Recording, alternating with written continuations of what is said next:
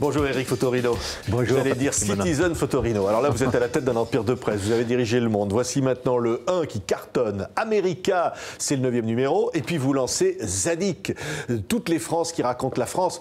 C'est quoi finalement? Votre ambition, c'est d'intéresser le public toujours avec la presse, avec une presse de proximité. Oui, au moment où l'information se dématérialise, où on est dans la tyrannie de l'instant. Vous voyez, Internet, les écrans, c'est quelques secondes. Ben, c'est une sorte de provocation de dire, mais lisez long, lisez lentement, on n'ira jamais plus vite avec du papier. En revanche, on ira toujours plus profond. Et ce qui est formidable, c'est qu'il y a des lecteurs pour ça. Oui, et des lecteurs qui vont lire Réparer la France.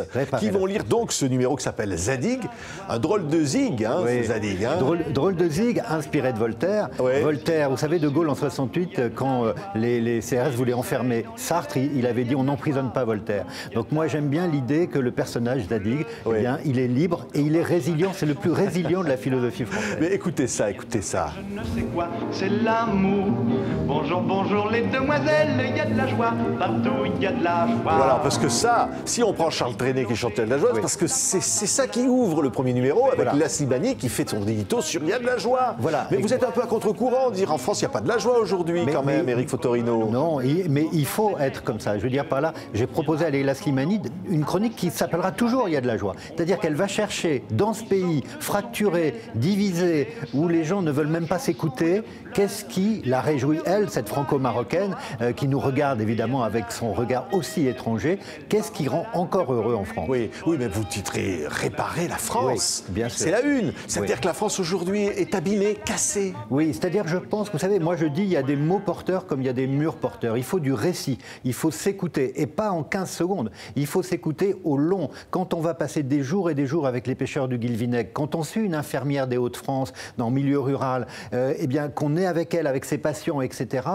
Tout d'un coup, quand on est au Creusot avec Christian Bobin, tout d'un coup, ceux qui vivent ces situations-là disent « Ah, mais c'est nous !» Et puis ils disent « Merci de nous écouter, de nous regarder et de nous donner la parole. » Oui, pourquoi? C'est une France, on pense aux Gilets jaunes, c'est une France qui a le sentiment d'être oubliée, qui n'est plus entendue par les autorités centrales.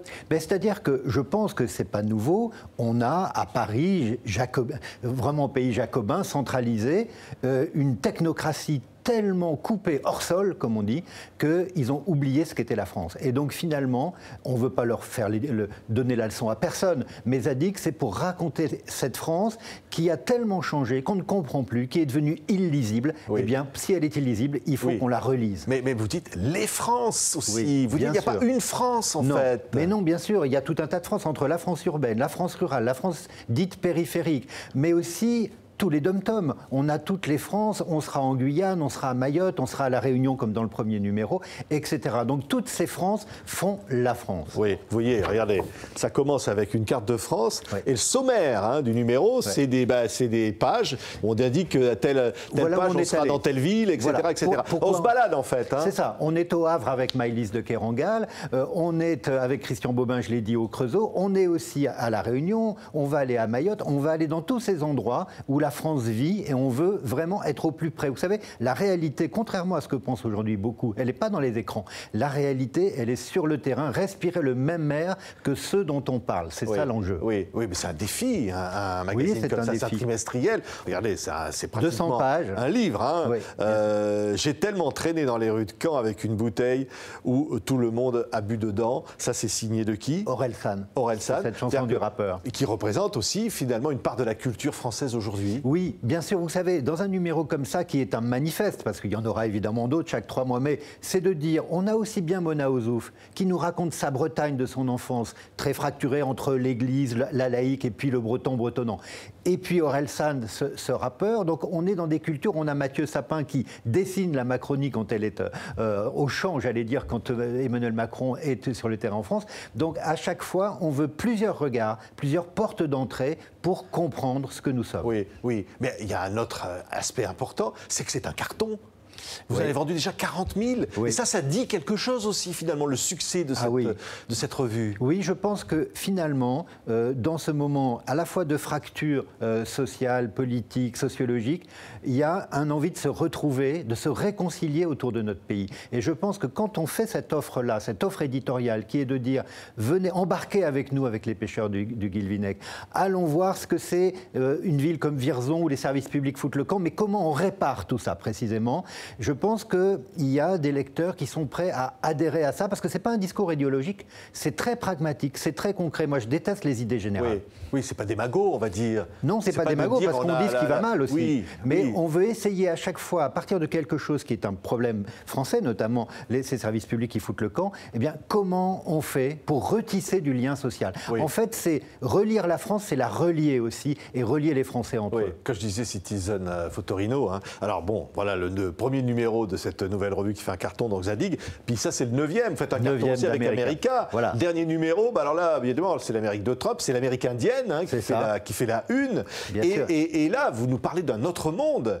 Oui. Mais finalement, c'est un peu la même chose. C'est au fond, il y a quelque chose d'une vérité humaine. Alors, c'est une vérité. Vous voyez, moi, je dis souvent, plus on met d'intelligence artificielle dans nos petites machines, dans la pâte à papier, il faut mettre de la pâte humaine. Et cette pâte humaine sur l'Amérique indienne, c'est vraiment raconter ce qu'a été ce génocide. Et il faut dire les choses. Comment cet espace qui n'était pas vierge a créé un imaginaire de la virginité, du Grand Ouest et de l'aventure. Mais ça a été sur des milliers de cadavres. Oui, mais là, le 1, ça aussi. Oui, l'État. Succès.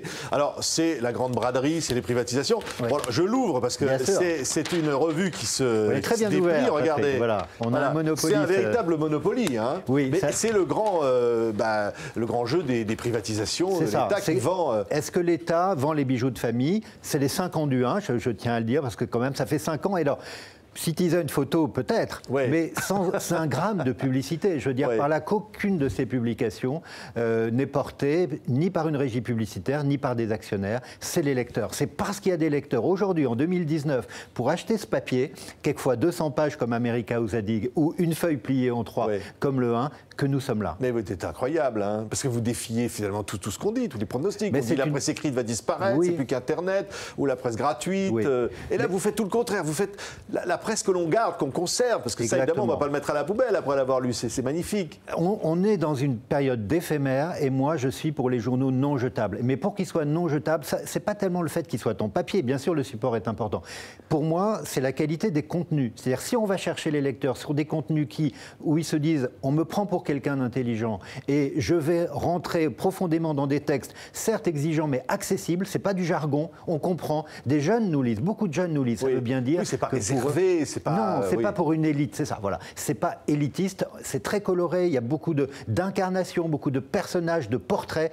Et quand on lit Marie Dariussec, quand on lit Leila Slimani ou Marie Desplechin, on n'est pas sur la planète Mars. On nous raconte, avec des mots intelligibles, notre pays. Merci beaucoup, Éric Photorino. Zadig, réparer la France, premier numéro. C'est vraiment, je vous conseille cette revue, c'est absolument formidable. C'est un carton déjà. Merci beaucoup, Éric Photorino, d'avoir été notre invité.